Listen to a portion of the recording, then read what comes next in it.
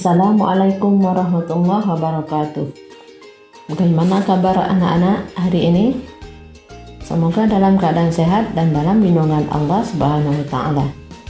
Pembahasan kali ini kita akan membahas iman kepada qada dan qadar. Sebelumnya kita akan mengenal dan mengulang kembali rukun iman. Ada berapa anak-anak?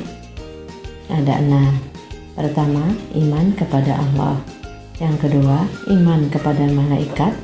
Yang ketiga, iman kepada kitab. Yang keempat, iman kepada rasul. Yang kelima, iman kepada hari kiamat. Dan yang keenam, iman kepada qada dan qadar.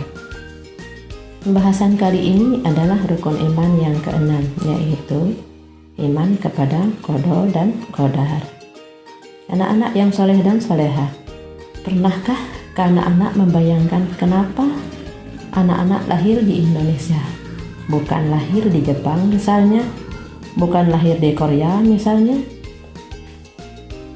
Pernahkah anak-anak berpikir kenapa saya lahir dari orang tua yang saat ini, bukan lahir dari anak presiden misalnya?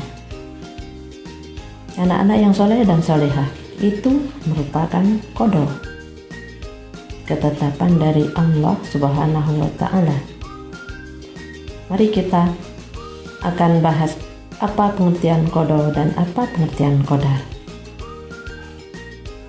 Secara bahasa, qada adalah hukum, ketetapan, kehendak Allah. Hukum, ketetapan, kehendak, pemberitahuan, dan penciptaan Allah.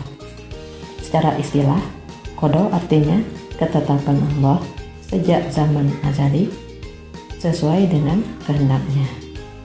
Jadi anak-anak sebelum lahir ke dunia itu sudah ditetapkan oleh Allah terlebih dahulu bahwa anak-anak akan lahir dari orang tua yang saat ini. Pengertian qadar. Qadar secara bahasa artinya kepastian, peraturan, dan ukuran. Secara istilah, qadar adalah perwujudan dari qada atau ketetapan Allah.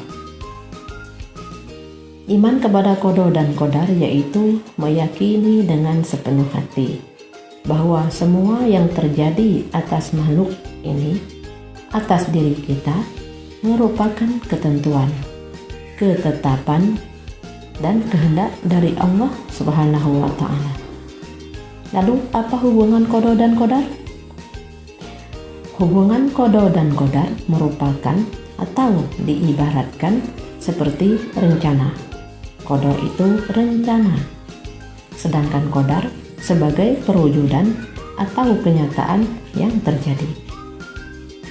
Jadi qada itu rencananya, sedangkan qadar itu adalah apa yang sudah terjadi. Anak-anak soleh dan solehah, kita akan membahas contoh qada. Pertama, adanya pergantian siang dan malam. Siang dan malam merupakan ketentuan dari Allah Subhanahu wa Ta'ala. Yang kedua, adanya kematian setiap makhluk. Setiap makhluk yang bernyawa pasti akan mengalami kematian. Namun, kapan dan di mana seseorang itu mati, tidak ada orang yang mengetahuinya kecuali Allah Subhanahu wa Ta'ala. Contoh yang ketiga, perputaran bumi, bulat, planet pada porosnya. Anak-anak yang soleh dan solehah, contoh yang keempat, matahari terbit dari timur dan tenggelam dari barat. Itulah anak-anak, semuanya contoh dari qada Allah Subhanahu wa Ta'ala. Selanjutnya kita akan membahas contoh qadar.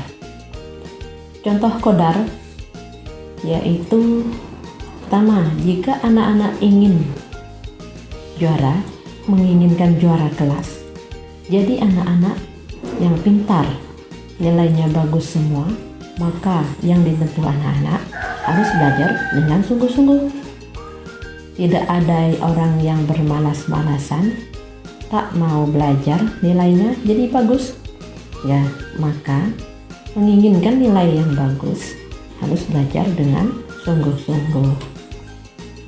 Contoh yang kedua, jika ingin hidupnya sukses, maka harus berusaha dengan tekun.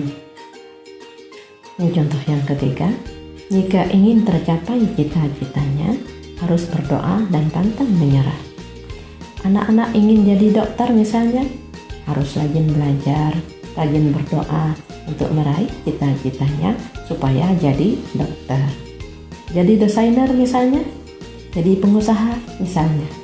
Maka cita-cita itu harus diiringi dengan rajin berdoa dan pantang menyerah. Contoh selanjutnya, jika anak-anak ingin jadi penghafal Al-Quran, hafiz Al-Quran, harus rajin murojaah. Ya, harus serius. Anak-anak soleh dan solehah. Demikianlah beberapa contoh dari qadar. Selanjutnya, qadar disebut dengan takdir. Ya, qadar disebut dengan takdir. Pembagiannya, bagian takdir ada dua, takdir mubham dan takdir mu'allaq. Apa itu takdir mubham? Takdir mubham adalah takdir yang tidak bisa berubah. Contohnya, lahir dari suku apa anak-anak? Oh, misalnya pengen lahir dari suku Sunda. Ya, tidak bisa karena anak-anak sudah terjadi lahir dari suku Jawa. Orang tua dari siapa? Tidak bisa milih ini. Ya, jenis kelaminnya apa, kematian, dan lain sebagainya. Itulah contoh dari takdir mubham. Contoh dari takdir mu'allaq. Namun sebelumnya, takdir mu'allaq itu apa ya? Takdir mu'allaq adalah takdir yang dapat dirubah dengan ikhtiar dan doa. Ikhtiar itu apa anak-anak? Ikhtiar adalah usaha dengan sungguh-sungguh. Contohnya, orang yang bodoh bisa menjadi pandai, bisa menjadi pintar jika ia belajar dan berdoa. Anak-anak yang soleh dan solehah, lalu kita bisa mengambil hikmah. Hikmah beriman kepada qada dan qadar.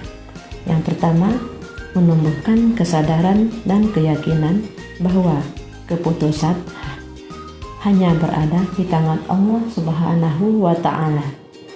Yang kedua, meningkatkan ketakwaan. Yang ketiga, sabar dalam menghadapi cobaan dan ujian. Yang keempat, mendorong manusia untuk berikhtiar dan berdoa. Yang kelima, tidak mudah putus asa. Kemudian bagaimanakah sikap kita sebagai seorang muslim beriman kepada qada dan qadar? Kita harus yang pertama, sabar dalam menghadapi ujian dari Allah Subhanahu wa Ta'ala. Jika kita diberi ujian, maka kita harus sabar.